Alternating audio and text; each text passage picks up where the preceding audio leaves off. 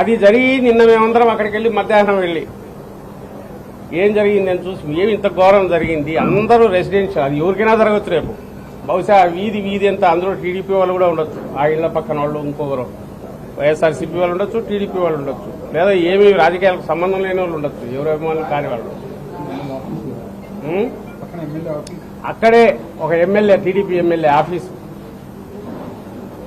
అక్కడ అంతా పెట్టుకున్న దగ్గర, ఒక సెక్యూర్డ్ ప్లేస్గా ఉండాల్సిన దగ్గర 5:30 గంట పాటు పోలీసుల సమక్షంలో, పోలీసుల ఆధ్వర్యంలో అధికార పార్టీ గుండాలు రెచ్చిపోయి అటాక్ చేసి జరగడం అనేది బహుశా చరిత్రలో ఎక్కడా విని ఉండం. ఇవన్నీ వీడియోలు తీస్తున్నట్టు కూడా తెలుసు. బహుశా వాళ్లే తీసి ప్రచారంలోకి తెచ్చినా కూడా, అంటే ఒక మెసేజ్ పంపాలనుకున్నట్టున్నారు.